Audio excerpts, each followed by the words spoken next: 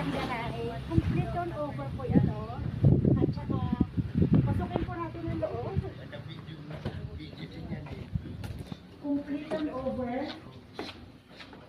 Ang kanya pong tiles ay 60 by 60, malaki. At saka painted na rin yung wall. So sa madaling salita, lilipat na lang po kayo. Kayo na lang po ang kulang at saka yung gamit nyo. Ang ano po nito ang wall ay fiber cement, kaya hindi po kayo aanayin, hindi rin kayo, walang moisture, at saka protection din sa init. So, ito po yung space niya, kung makikita nyo, talagang maganda yung place, complete turnover. Good morning, sir. So, ito po yung pinaka-utility nyo. Yan, malakas lang po yung hangin.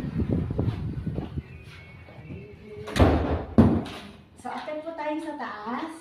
By the way, ito po pala yung toilet and bath. Napakaganda po. At yung bintana nila dito, kitang-kita mo yung garahe.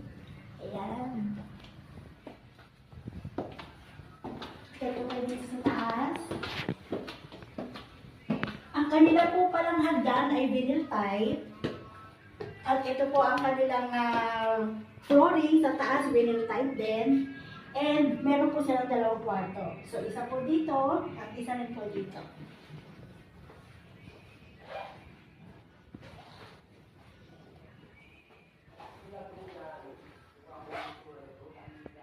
At ito pong space na to, pwede po itong maging future expansion. Isa pa pong kwarto. Malaki po. So, pwede nyo pong tignan.